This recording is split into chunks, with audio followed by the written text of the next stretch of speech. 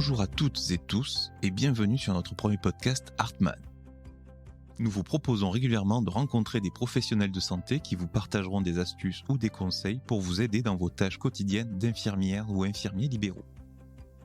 Aujourd'hui, nous partons à la rencontre de Cathy, infirmière libérale en Eure-et-Loir, qui nous présente sa méthode de travail, son organisation et la façon qu'elle a d'interagir avec les autres soignants pour assurer la continuité des soins de sa patientèle. Elle nous donne également des astuces pour anticiper au mieux les besoins qui peuvent apparaître lors de la réalisation de sa tournée.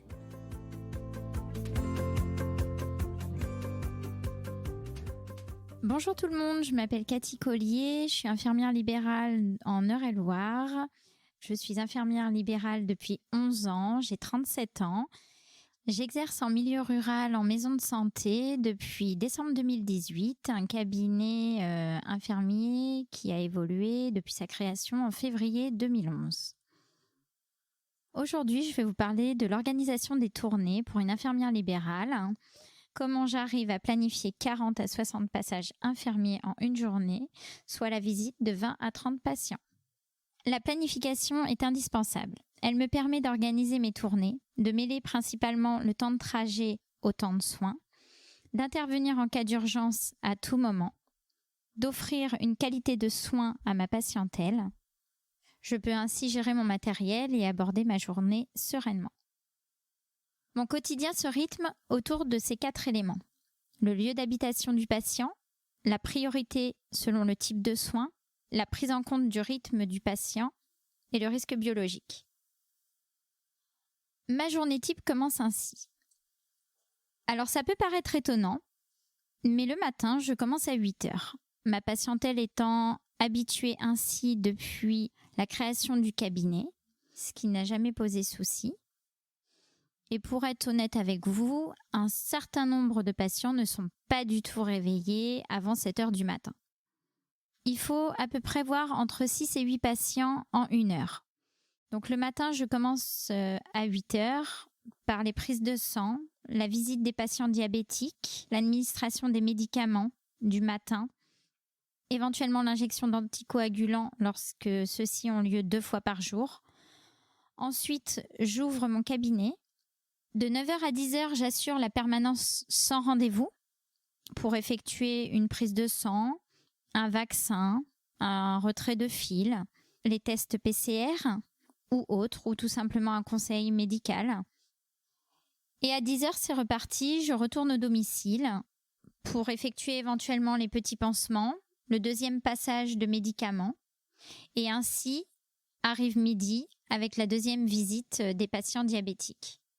De 12h à 14h, j'effectue les gros pansements, en terminant bien sûr par les pansements avec un risque infectieux.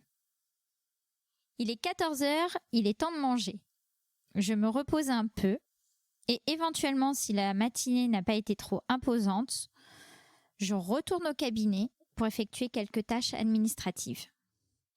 Vient 16h30, je repars pour la tournée du soir qui durera jusqu'à environ 19h30-20h. Ça me fait une journée de 9h, une tournée qui peut aller jusqu'à 110-120 km et de multiples appels tout au long de la journée. Pour orchestrer une telle journée, j'ai plusieurs critères à respecter.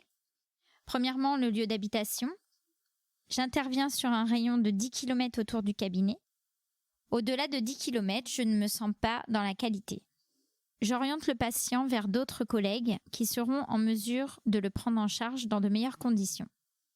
On a aussi le type de soins, avec par exemple une antibiothérapie. Le médecin indique dans ce cas sur l'ordonnance des horaires à respecter, mais aussi les besoins fondamentaux du patient. On peut s'organiser pour se retrouver en binôme avec une auxiliaire de vie pour effectuer un pansement complexe, ou quand le patient est contraint à se rendre à un autre rendez-vous médical. Et bien sûr le risque biologique, patient Covid, BMR ou autre. Le planning évolue instantanément selon les demandes et les besoins du patient. Pour la gestion des stocks, nous avons toujours une réserve de 7 jours d'avance. Nous mettons en commande les médicaments à la pharmacie lors de la réfection des semainiers.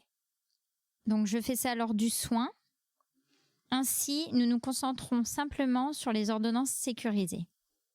Comme vous le savez, les soins, c'est 7 jours sur 7. Heureusement, nous sommes 3.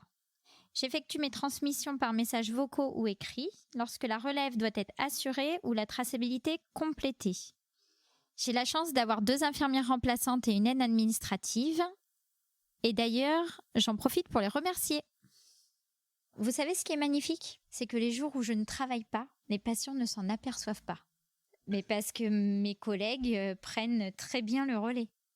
Par exemple, ma patiente, là, si j'ai un appel pour une injection de sous-cutanée, d'anticoagulant, elle va savoir que l'injection, je vais soit la mettre entre 11h et 13h, soit ce soir. Cette organisation-là, elle permet limite de se faire à peine de transmission. En fait, les patients nous confondent. C'est-à-dire qu'on a tellement la même approche par rapport aux patients et les mêmes habitudes que les patients pensent qu'il n'y a qu'une seule infirmière depuis 11 ans. Il y a des personnes âgées qui ne font pas la différence entre Cathy et Camille. Et quand on est chez le patient, c'est pareil. Ne pas laisser la boîte vide à la collègue, arriver, dire bonjour, se laver les mains. Et comme on a les mêmes façons d'arriver chez la personne, elles font pas la différence. Mais c'est notre personnalité et notre façon de travailler. C'est vraiment logique du coup. Autre critère important pour m'organiser, je donne toujours le numéro de téléphone fixe du cabinet, jamais mon numéro de portable, ainsi que celui de mes collègues remplaçantes. Ainsi, les appels sont centralisés et nous préservons notre vie familiale. Petite astuce, je ne donne jamais d'horaire fixe à un patient. Je ne suis jamais en avance et je ne suis jamais en retard. Un imprévu peut toujours arriver. Une porte fermée, la chute d'un patient nécessitant une hospitalisation, des aléas familiaux, un pneu crevé, ce qui m'arrive en moyenne 2 fois par an. Grâce à la tranche horaire, par exemple, je n'ai pas besoin d'appeler 8 patients sur un retard d'1 heure. Grâce à cette organisation, l'imprévu peut devenir anecdote. Je me souviens d'une fois où je suis arrivée dans un village avec une élève infirmière. Des animaux avaient franchi leur clôture, il y en avait partout. Poneys, ânes, chevaux. On a ainsi pris la décision d'appeler la mairie et d'attendre le relais pour la sécurité des riverains. Ça a pris 30 minutes, mais malgré tout, on n'a pas eu de retard et pas de soucis avec les patients. Et aujourd'hui, cette anecdote reste en mémoire pour notre élève infirmière qui est aujourd'hui diplômée. Merci de m'avoir écouté. J'espère pour toutes et tous que ce témoignage aura été utile et principalement agréable.